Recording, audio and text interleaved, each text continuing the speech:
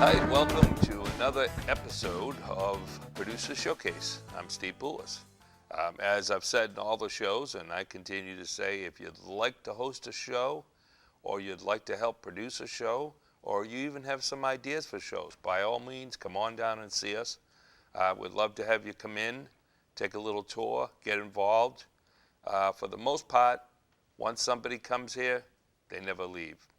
And by that, I mean they're interested enough in it that we get them, we capture them. But anyway, today on the show, again, I have Gabriela Rodriguez. Thanks very much for being with us today.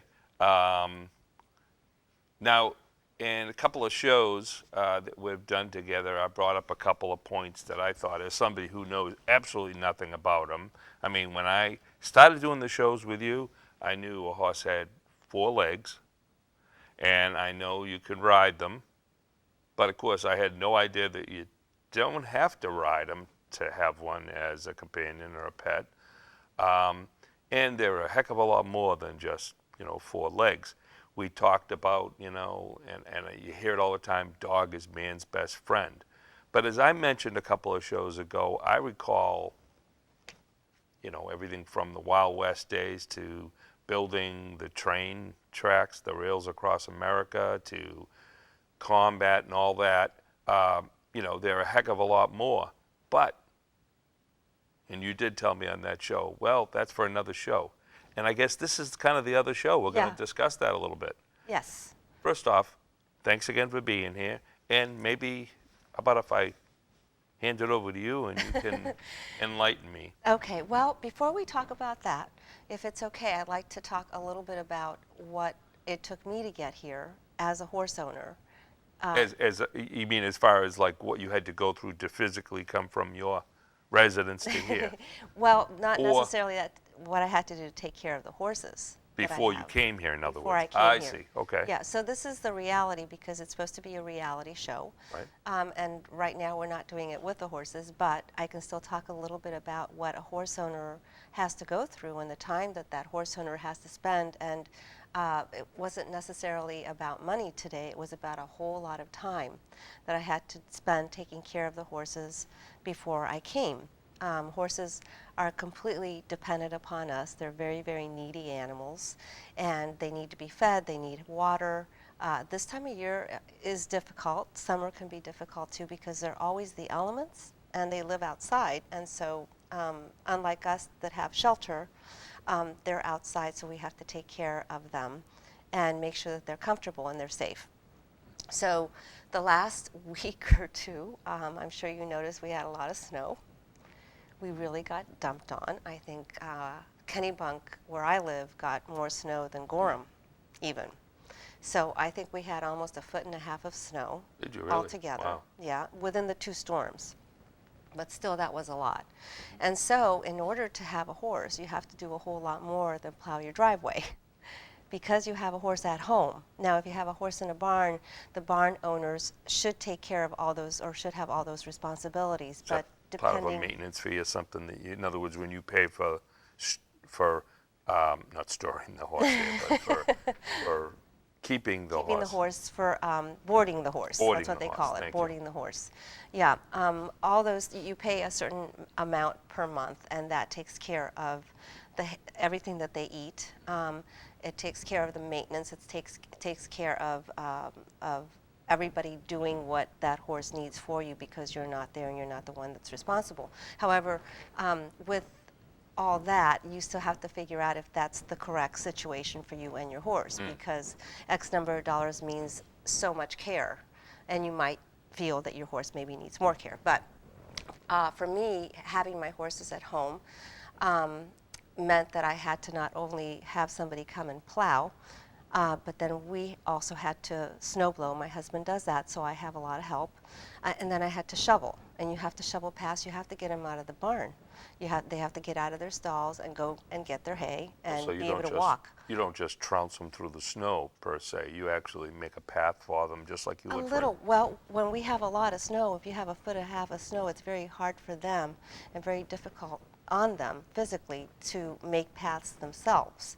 So it's helpful if you do that for them, and then they can continue that process. But they need help. You can't just let them out of the barn, let them do whatever they need to do. They could foreseeably go out, as one of my horses did once, and roll in the snow and get stuck. Wow, and that's a big problem for Yeah. a 1,000-pound animal. Huh? Yeah, and it's even a bigger problem if you don't notice it. So, which actually happened to us one time. Wow. So you have to be vigilant, whether they're at home or whether it's somebody else's barn. You have to be vigilant and make sure that they're safe. And So- things can happen any time of the year. What do you do in a case like that? I mean, you able to sometimes get them up on your own Yeah, just by well, first you can't panic. Yeah. The Wow. antitheses of this whole having horses business is you can't panic. You have to know what to do. You have to have a plan, and you have to hopefully have a trained horse that will listen to you so that he doesn't panic. Oh, yeah. And so we had to go out and put a halter on the horse, on Fritz. But he was on his back, and he had a blanket on, and the blanket had actually made an indentation in the snow. So it was there, and he was moving in the blanket, but the blanket was stuck in the snow. So his legs were up in the air, and he wasn't panicking yet, but he was very nervous. So Wow. we had to put the halter on and then take a shovel and try to shovel around him, which means that he can't be kicking, which means that he needs to listen, which means that all that training, all those years paid off because you were able to help the horse. Now, if it had been a horse that hadn't had any training or hadn't been socialized or hadn't been in situations where they were helped in other ways, that horse might have panicked, that horse might have colicked and died. It could have been that bad. Now, in colic, as you've talked about, is that where they actually twist their bowel, their intestines or something Yeah. by the way they move and Colic, stuff? the definition of colic is just a stomach ache, really. But it can be different kinds. There can be an impaction. There can be a twisting. That's the worst kind that there is. And if there's a twisting of the intestine, usually that means surgery, and that means maybe $15,000, $20,000. You have to take all that into consideration when you have a horse. Still, they're wonderful, and I wouldn't change anything. But basically what I get from you is that an ounce of prevention Mm-hmm. is worth a pound Absolutely. of cure. Yes. And that goes in terms of money. I mean, just Yeah. doing, but, and I don't want to overstep it, but basically, you know, you don't have to go into this being a genius about horses. You just have to understand that they are a big animal. Little problems you might have with dogs are big problems with horses. Yeah. And you have to understand a lot of this, but there's a lot of resources out there now, so Yeah. people don't have any excuse, really. No, they really don't. And, you know, we talked about one, it's the internet. You can plug anything into the internet and get all kinds of information. You have to be careful. You have to find out what the sources are and make sure they're professional, because a lot of people also put their opinions there.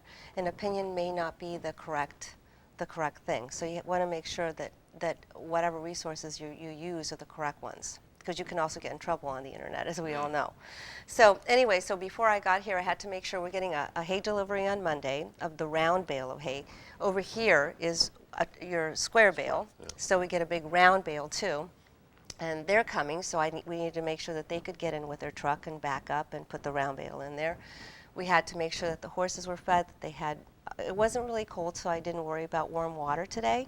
But they had their buckets full of water because they go through maybe 15 gallons of water a day, even in the wintertime. 15 gallons? 15 gallons. Wow, I wouldn't Each have thought container is that. about a 5-gallon bucket, and they should drink the same amount in the wintertime. They don't, because a lot of places the water freezes, and so it's very hard for them to dig into the ice and find the water, So- and it's not good for them So to how have do to you go through keep that. that from, Well, one really simple thing is to invest in a water heater. Oh, So okay. it's That makes really, sense. really easy. Yeah, and it's not expensive. And like you said, an ounce of prevention is what did you say? An ounce Worth of like a prevention- pound of cure. right? Because if your horse drinks warm water, then you're going to alleviate a lot of problems in the wintertime from them not drinking water, like colic. So anyway, so we had to do a lot of things that took maybe 2 or 3 hours, and the last thing that I took care of was myself and loading the car up and getting everything over here. Now, for somebody that has to work, you know, you just have to have a plan and you have to be really organized, but the horses need the care that they should get, and you have to be able to do that 365 days a year. oh, I was just going to say, so theoretically, what you did today, somebody working every morning. Mm-hmm. And Right. then it doesn't end there either, does it? No. And it happens with me sometimes. I do a substitute school teacher in the Kennebunk school system, so sometimes I have to get out and be in school at 7:30 in the morning. I get up at 5 o'clock and make sure all these things are done. I also have my husband who helps me a lot, so that's why I say if you're going to have a horse, make the horse part of the family. Invite your kids. I mean, it's a wonderful bonding experience for everyone. And don't get rid of the horse when the kids are grown. It's still a reason for everyone to come together. You know, that horse can draw the family close together, just like a dog can. And that's a good point when you said don't get rid of them, because I've learned from being on this show and from other shows that we have, they don't live 10 years, or they could, I suppose, if they were ill. But you can expect to have a healthy horse around for 30, 35 years, maybe? Yeah. That's a grown child, possibly even a grandchild. Yeah. That's a long time. It is, and it's like having a toddler. Maybe all of us know what a toddler's like for the rest of your life, basically. Well, my wife would know what that was like. Well, You're stuck with one. well, you know, we all are stuck with our human toddlers, but you know, at least the human toddlers can still do some things for themselves.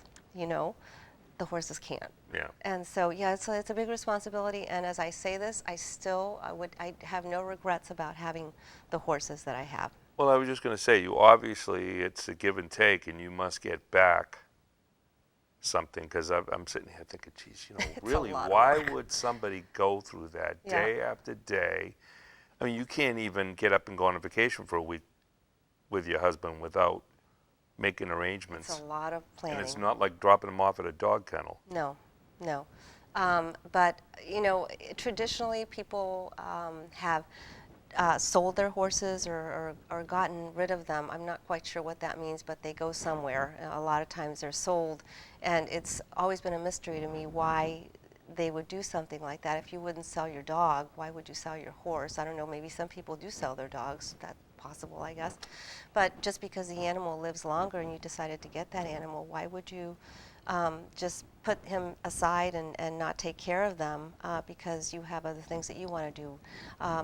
One of the things that happens a lot is someone will have a horse, a young girl will have a horse through high school, junior high and high school, and then they go off to college and bye-bye to the horse instead of keeping that horse and having that horse be something of an attraction for the rest of that girl's life and of course, and the family. You made an interesting point, which in itself, you know, made sense and everything. But now when you just talk about that, it makes even more sense, and that is by getting the family involved, it no longer is Susie's horse. Yeah. It's not just something that, oh God, now we're stuck with it. Presumably, most of the family members would then be attached to the animal as well and understand the animal, be less likely, I suppose, to want to send it to a glue factory because of... Right. And yeah, doing something like that to a horse or to any animal, something that I really don't understand. But it does happen, and we're hoping that happens less and less, because they certainly don't deserve that. After all, they give to people, and we, after all, are the ones that get those horses. They didn't come running to us, say, please take care of me. In fact, they tried to get away, probably. They probably do, because you know, having a horse and bringing it into a stall and having a horse in captivity and in restraint most of his life, it's very difficult for a horse anyway. And we put those horses through an awful lot of things and an awful lot of changes and expect them to do what we ask and to behave well, and we have such tremendous expectations for them, and we're the ones that are pulling them around and doing things with them that are completely unnatural. So that they're so wonderful to us and they give us so much is an amazing thing. So anyway, so this is part of having a horse, and what I get back is what people get back with dogs. I guess it's the same thing, or from your children to a degree, although children can be very difficult and they grow up and they drive cars and maybe get into an accident or take the car or take the keys, or, you know, there's a lot of things that happen with kids. And animals don't do that, and the thing about animals is that they don't have any malicious intent, ever. They just act and react according to the day-to-day life that they're given.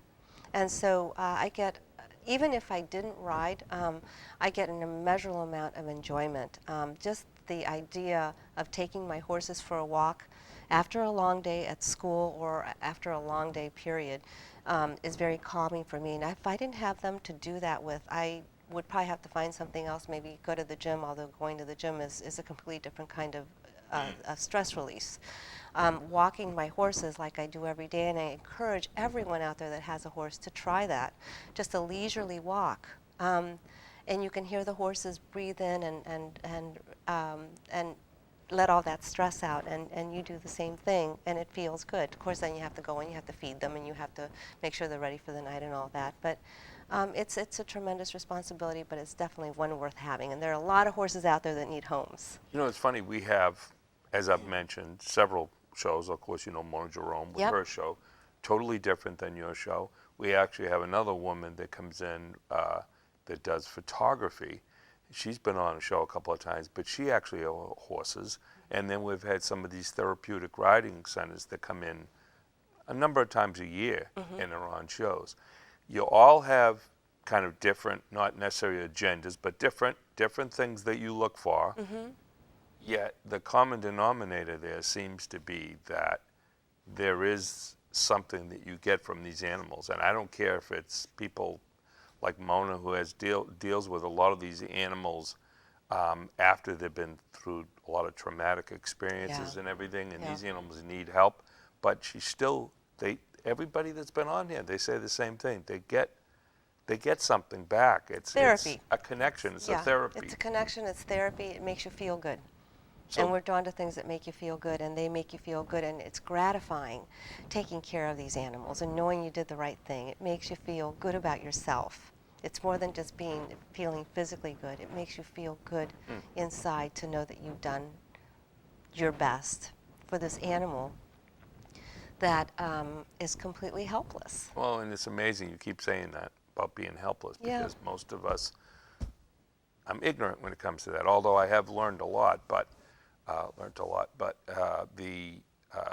it's hard to think of an animal that large as to being helpless. But the more I listen to you, it's obvious they're very dependent. Yeah, completely dependent. And what I usually tell people in presentations, or especially kids understand this really well, I tell people to put their hands behind their back, and now you're a horse. You have no hands. You have no protection. You have no ability of taking care of yourself, because when you evolve and you have hands and you have the ability to do certain things, then it changes everything for you. It changes your whole world. But horses can't do a thing for themselves.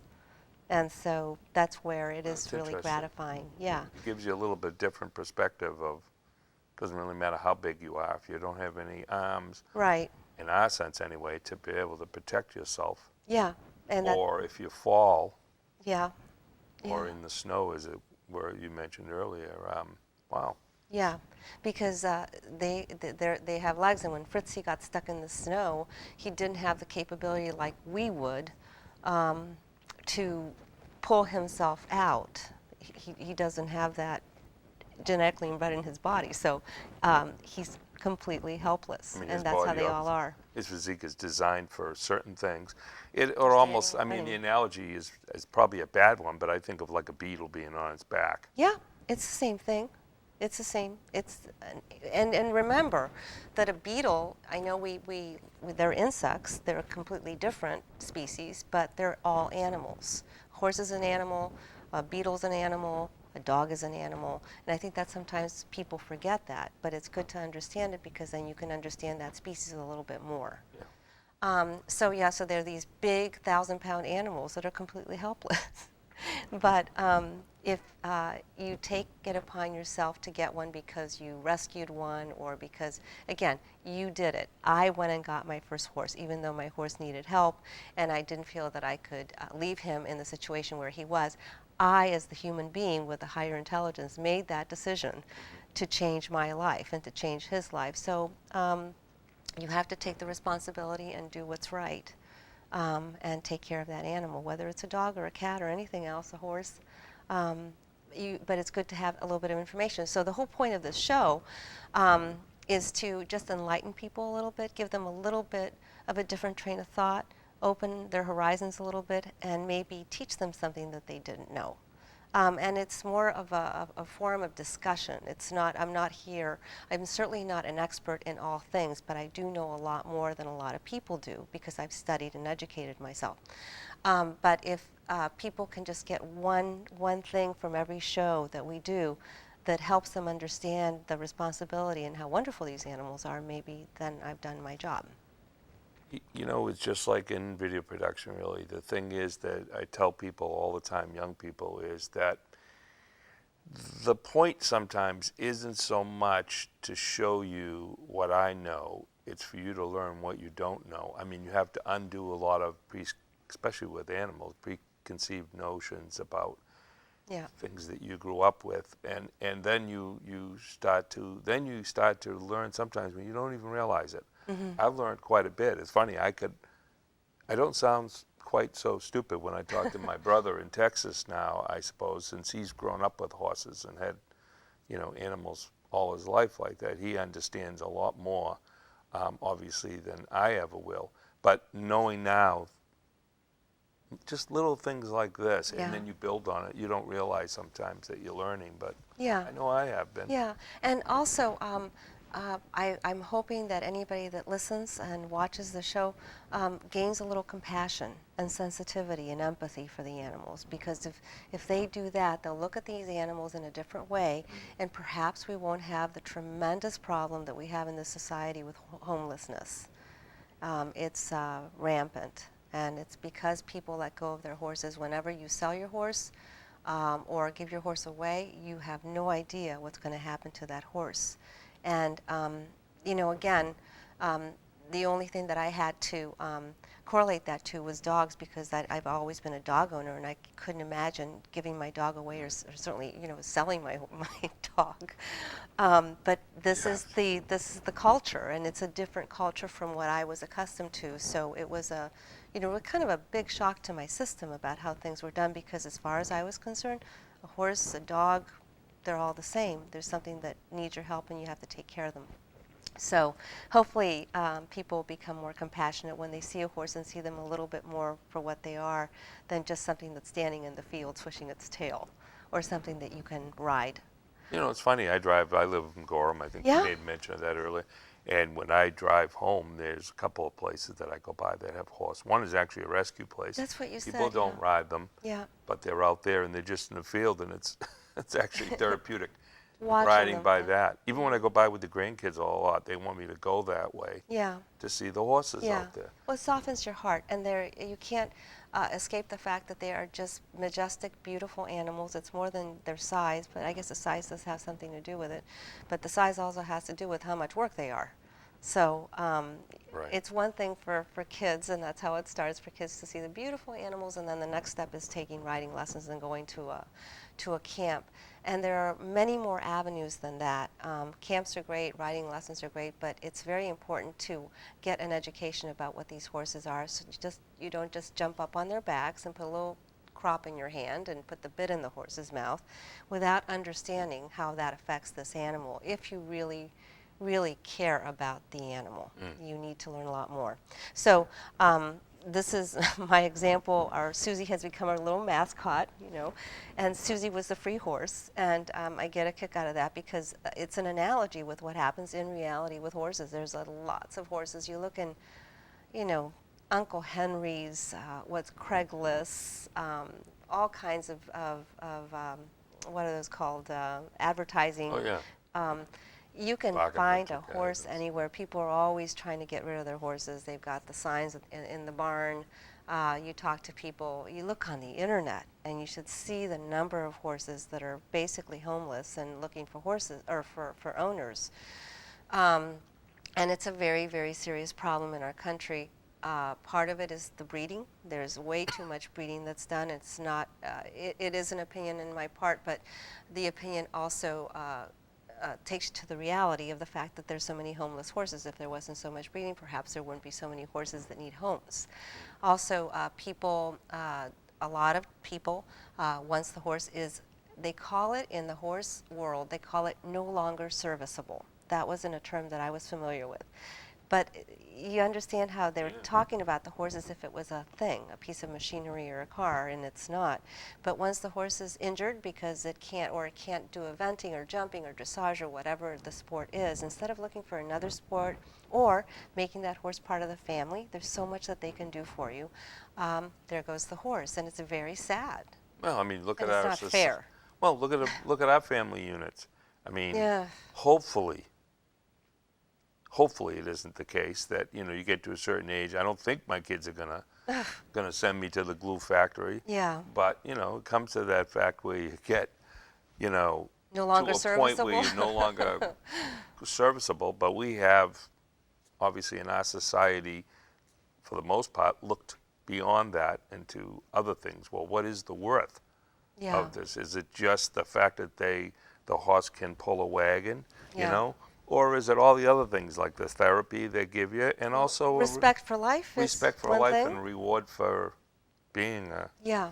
a companion and stuff, I guess. But again, compassion. Yeah. If we're compassionate and we have empathy towards other people, towards animals, then we become gentler human beings, and we treat things in a more gentle way, and we become more respectful of life.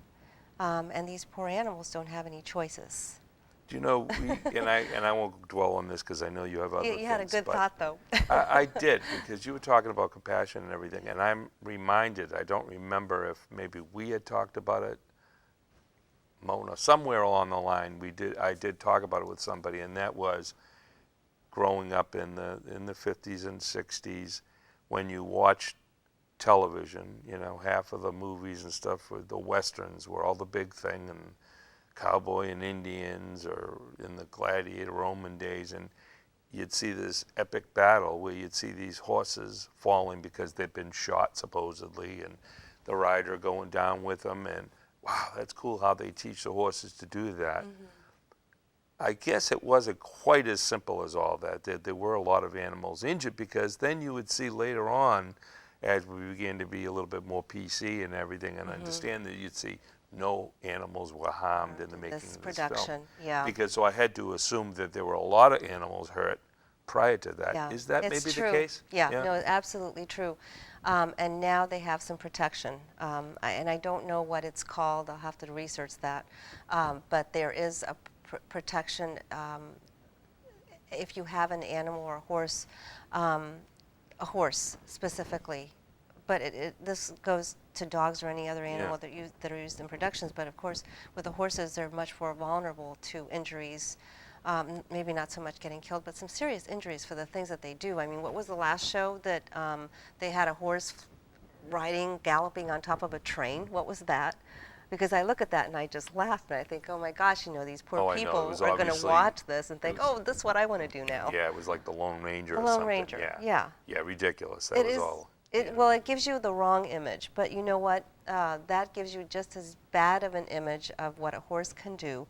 That then when you see somebody, an elite dressage rider doing these pirouettes and all these intricate movements with a horse, the image is what people a lot of times want. They see that and they say, oh, that's what I want to do, but they have no idea of the fact that not only it's very difficult on the horse, and it can injure the horse, very seriously injure the horse, and that it's not an easy thing to do for the rider either. But this is what they want, and we're a society where we want things now. And we want to look the part and dress the part and be the part and transform ourselves into something else. But we shouldn't use animals to do it.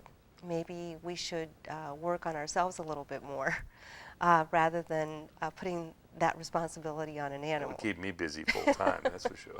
Yeah, but that's you the weren't supposed idea. to agree with me. What happens? Human frailty. Yeah, right. So anyway, I was just talking about Susie, the free horse. So there's a lot of free horses, and Susie's easy because you can't neglect her, really. You can't abuse her.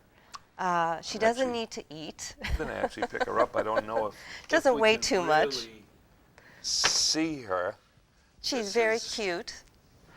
Well, I mean, let's face it. We talked about that the last time she was on. I guess she'll be on all the time. Yeah, but she'll be the our fact that mascot. little kids, I mean, most of us in some way, shape or form grew up with either rocking horse or, you know, the stick with the horse head on Yeah, it. And, I had that too, yeah.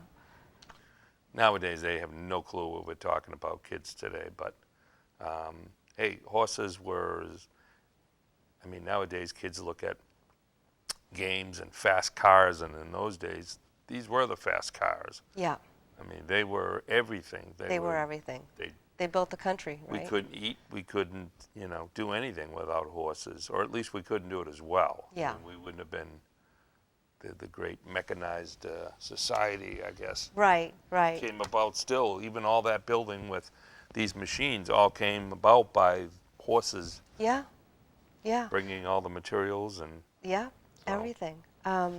he's a But good one.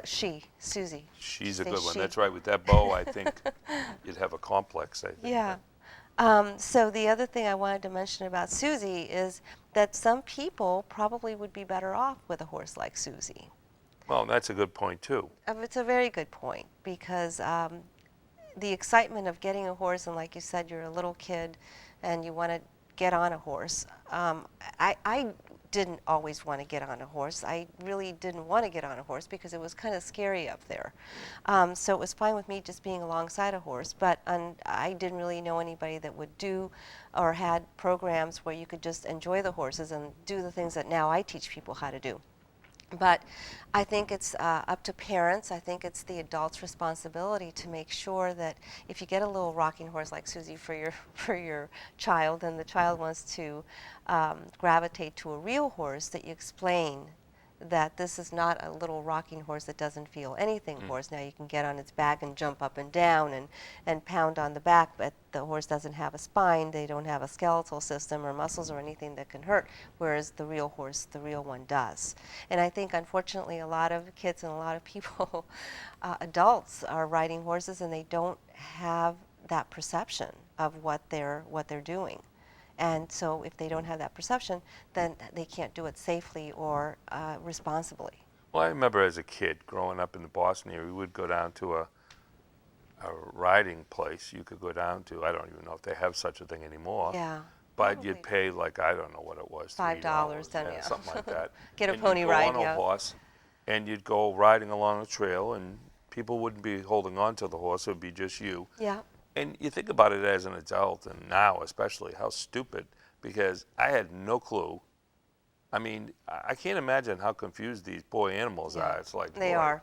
They are They have confused. no idea. The idiots that are getting on my back, you know, Yeah. and And traumatized. traumatized, But that's where a horse's spirit is probably finally broken. and they Well- look nothing like your horses or like any of these horses that I've seen around here. Yeah. They were like the horses that I saw up at that big rescue place there a few weeks back, with the backs like from the Three Stooges, and just totally beat. These things beaten down. had no spirit or anything left, Yeah. I'm sure. And a lot of times you can tell, if you look at a horse's eyes, that they look a little glazed. You know, people get that look too when they've just given up. And you can bring an animal or a person back from something like that, but it takes a lot of time. But it's true.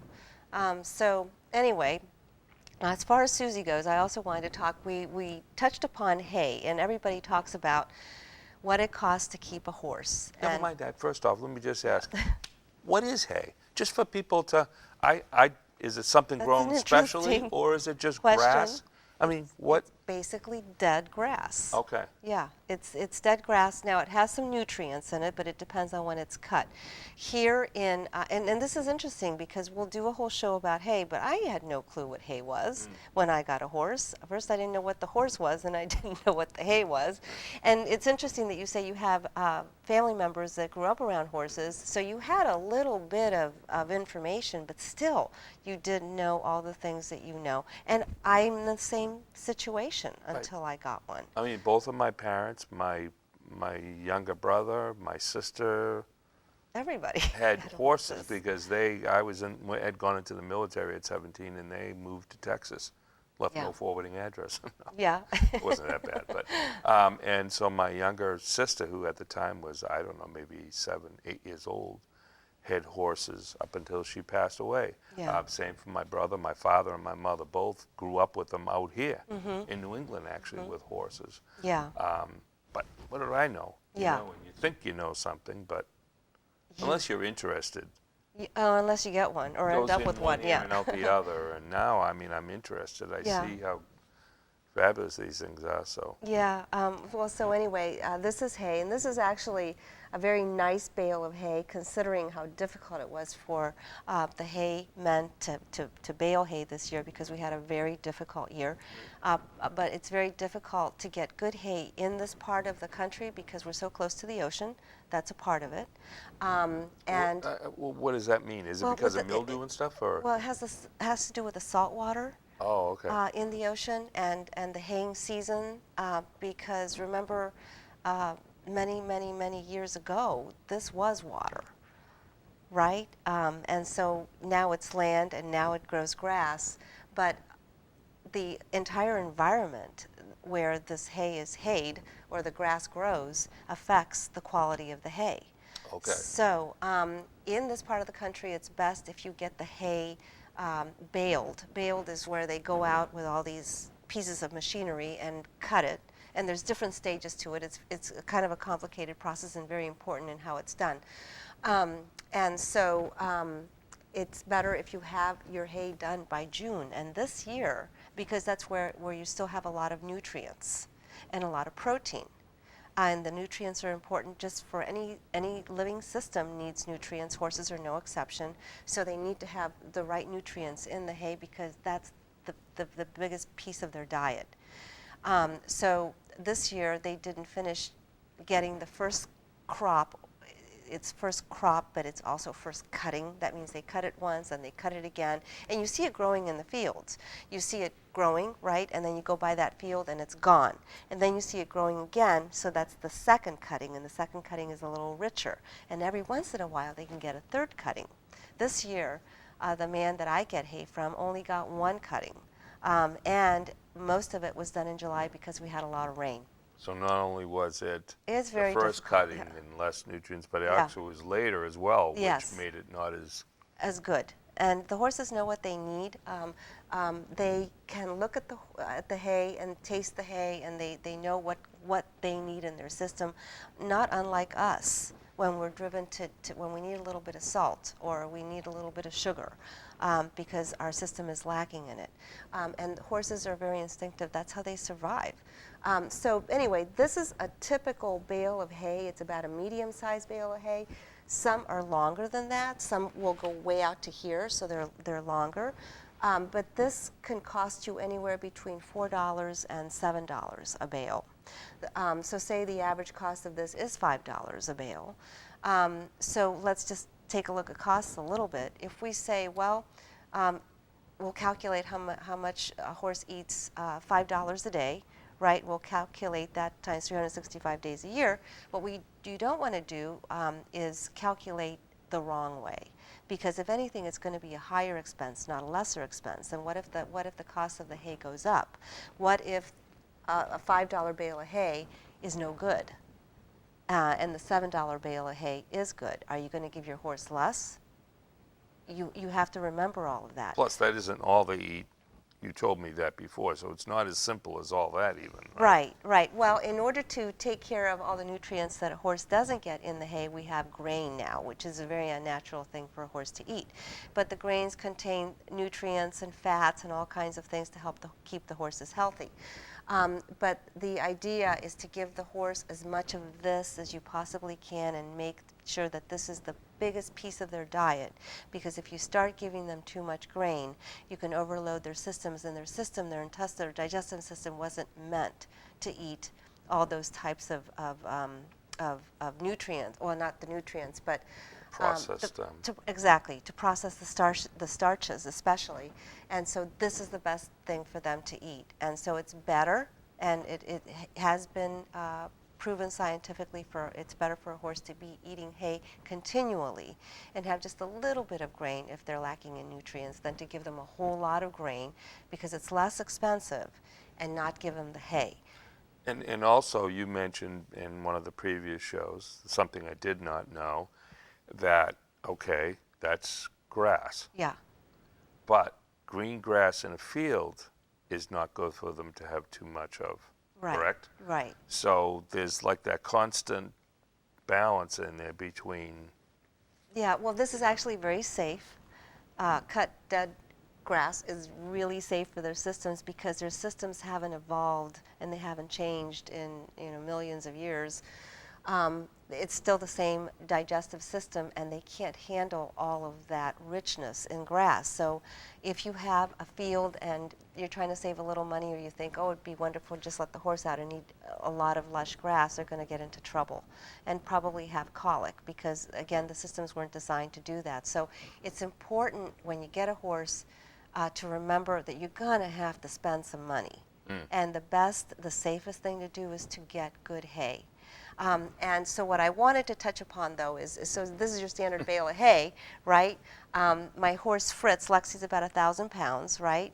Lexi probably would eat about this much during the course of a day, 24-hour day period.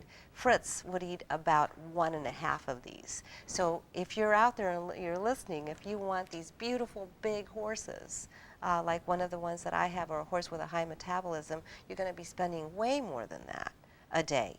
And so I just wanted to calculate. I was trying to figure out how much I was spending on hay. So we get these big round bales, and we get one a week. And this is for 2 horses, all right? Because if you're going to feed one horse, the other thing you have to remember is it better for the horse, because we're all about what's in the horse's best interest. Is it better to have one horse and have a $5 bale of hay? What about the fact that the horse is a social animal, a herd animal, and it needs a companion? It's in the best interest of a horse to have a companion, one of its own. And so now we're doubling the figure. Right now it's not $5 a day, it's $10 a day. And that's just in hay. We're not talking vet bills, we're not talking shelter, we're not talking any of that. And so I calculated that we do about 1 round bale a week, and that's $50 once a week. So times 4, that's 200. So how much is that in a year? Almost $3,000. This is for 2 horses, right? That's the round bale. In addition to the round bale, we give them about 4 of these bales a week. Now, what's the difference between the round and is it a different They're all type? no. They're all the same. The round bale is nice because it's very convenient. And you have to do some management with the round bale too. You have to keep it out of the elements. You can't let the hay get wet, so you have to cover it in bad weather, especially if there's rain. But it allows the horses to eat whenever they want. Oh, I see. So you don't have to say, okay, this much today. Yeah, no. If you put that round bale out there, They'll and eat as much as it's they want. 5 of these, right? Yeah. Then, if you had 1 horse and 1 round bale, it would be a week, right? Right. It would last, Right. conceivably, Yeah, or yeah. 5 days. Yeah, there's always waste. Yeah. But they will eat what they need, and that's Mm-hmm. it. They won't necessarily overeat. No, not if it's hay. If it's grass, they will. And that's where horses get into trouble because it's so lush, it's so green, I was going to it's say, so is that good, like it's having a sweet to them? Is that Yeah. like a That's like, giving a meat child cookies? all the chocolate that they want, and they just Right. eat because they don't know any better. So that's where you come in, and you have to make sure that they don't. But so we calculate, so we spend about $3,000 in a round bale of hay. The square bales are the same, but the square bales, we give it to them at night when they're inside their stalls. So say four bales of hay times $20. This is for the 2 horses. So that would be $20, $20 a week times 4 is 80, so let's just say 100. So what do we have there, another $1,000? So I went from $3,000 to $4,000 that I've spent just in hay to make sure that they're eating and getting everything that they need for their digestive system, right? So that's a lot of money. So you half that by 1 if you just have 1 horse, so we got a couple $1,000s there. And that's not a whole lot of money if you think about it. $2,000 isn't really a lot, but you have to think about the big picture and everything else that horse needs. You either have a boarding facility and you're spending $500, $600, $700, $800 a month, and you have to make sure you're getting what you're paying for there. And if you don't, you have to supply them with shelter. And you can give them everything that they need, but the other thing that they really need too is a lot of care and companionship. So you can't just get the horse and just leave them there and never do anything with them. That's not right either.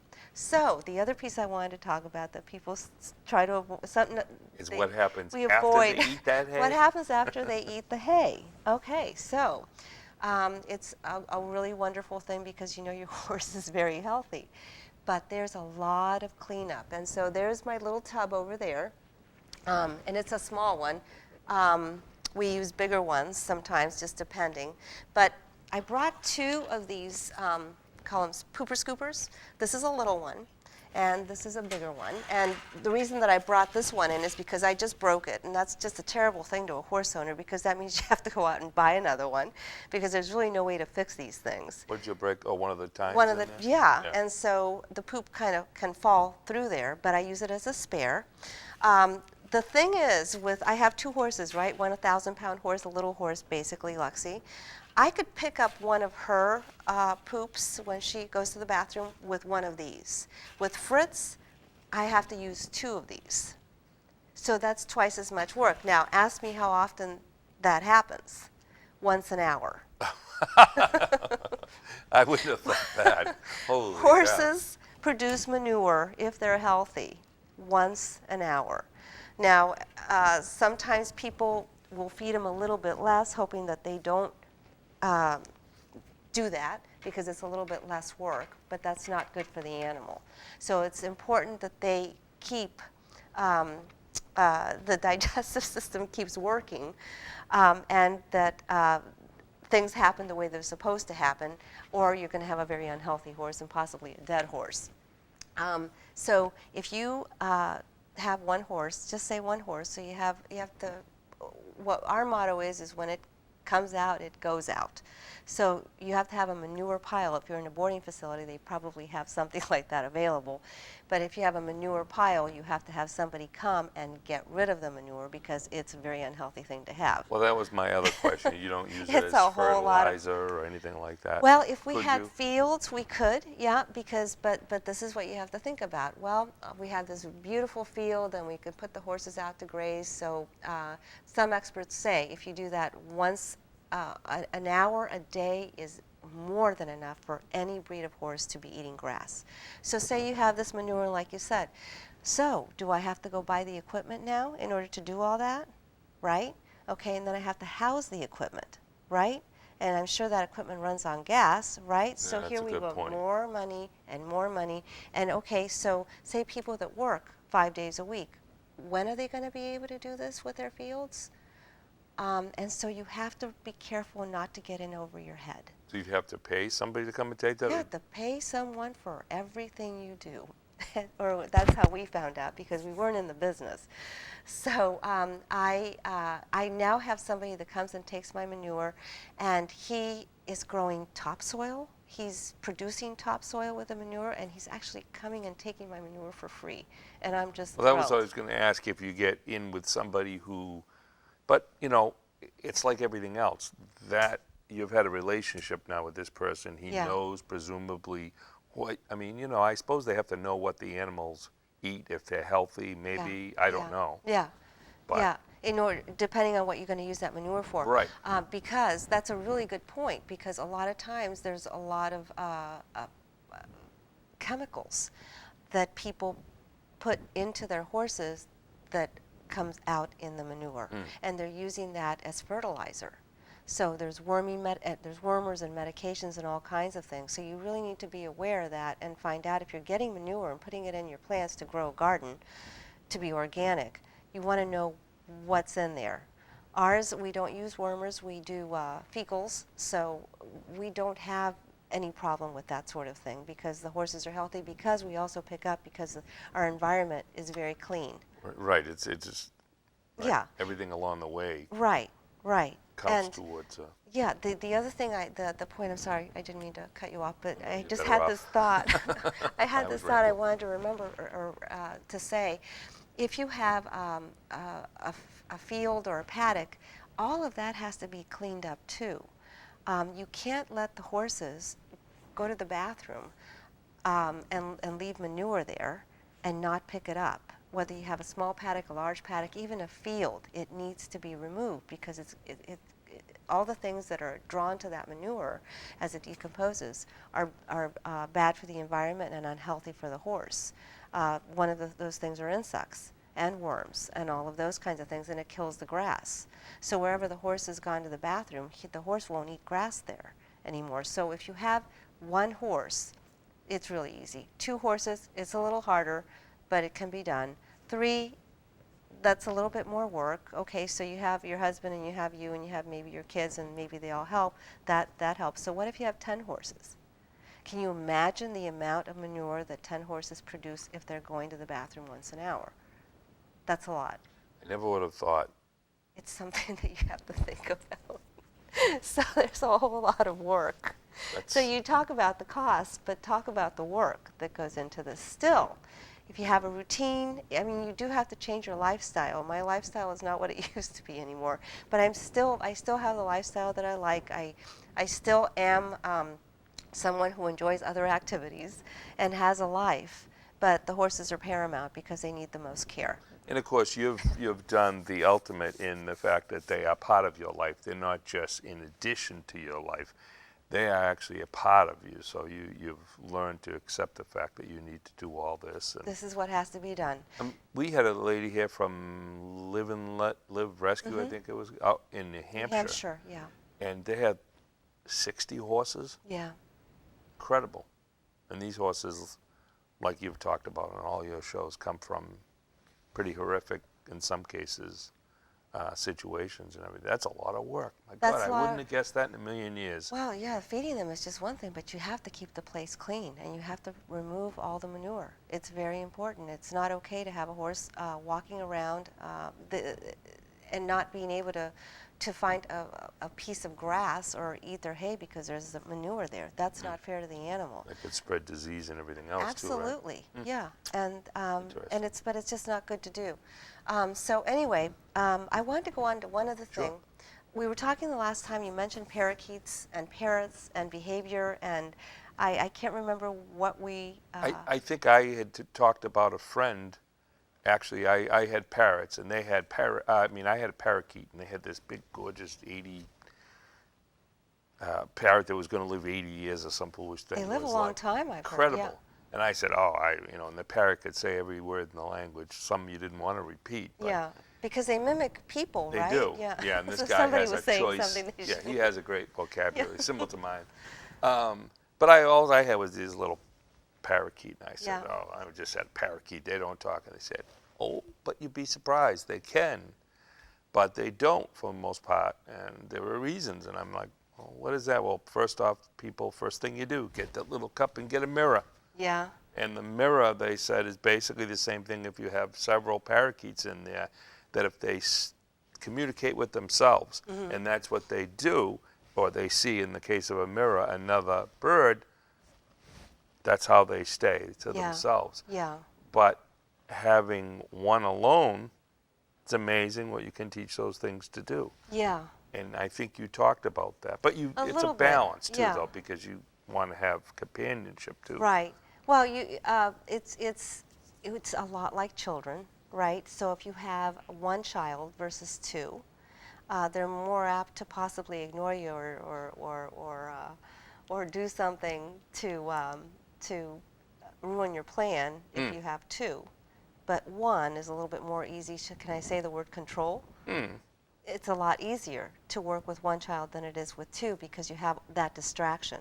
And with horses, it's the same thing. If I want, a real good example is if the horses think they're going to go into the ring, get a little exercise. If they really don't particularly feel like doing that on that day, they'll look at me and they'll turn and go the other way. And guess who follows? The other horse. So if I didn't have 2, I just had 1, it would be a lot easier to handle that because now you have to deal with 2 horses instead of 1. But it's important to have, for that horse to have companionship. Like I said, they're herd animals, they're social animals, and it's very, very difficult for a horse to be alone. That's one thing that you have to remember if you get one. You have to be prepared to give that horse a lot of companionship, and it's very difficult in our day-to-day lives to be able to do that. They've also found out that horses that are alone don't get the REM sleep that's necessary in order to really be to alert and be well, to full. The REM sleep is something that all mammals need. But if a horse is alone because they're concerned about their environment and they're afraid to go to sleep because instinctively they have somebody on watch. And if they don't have another horse there, then they're not going to be able to get that full sleep. And so it's hard for a horse to do that. But as far as behavior goes, it's really not that hard to work with two horses. If you have 4 or 5, you can do the same thing, but you have to allocate the amount of time that you need to do that. And they do mimic each other like birds do. And they can get in trouble sometimes that way because they learn a bad behavior and the other one will learn it and possibly try to do it too. Yeah. So it's a little more work. Yeah, I could hear that for sure. I just have to tell you, I know we're out of time. Okay. But I know you can maybe hold a little of that because you've got a wealth of information there for us, and we've just, maybe my babbling, but I need to I'm interested in it, so I need to kind of understand it sometimes, so that's why I kind of go off. Well, no, I appreciate it because it helps me talk. All right, well, good. I don't think you have any trouble with that. No, You're very no. passionate about this. Thank you again, Gabriella. I really appreciate you being here. Thank you for having me. And the next time, maybe we can pick it up from there because I want to hear a little more about that with Yeah. the REM sleep and that Yeah, whole... we'll talk about the contribution of the horses in society, and talk a little bit about that, and we'll talk about evolution. Excellent. So that- Evolution's a good I one think- because they've been around a long time. They have, and it's interesting. Well, very good. Thank you very much, Thank you. Gabriella. And thank you, everyone out there, for watching. This being a couple of days before Christmas. I don't know that you'll get to see this before Christmas, but if you do, have a nice holiday, nice Christmas. And, of course, it'll be on before New Year's, so I guess we can say have a great New Year's as well now. But thanks again for joining us, and we look forward to being with you again and discussing all this with Gabriella, and I can learn a little bit more. Maybe I'll be ready to go out and get a horse. Maybe not, but anyway, thanks again.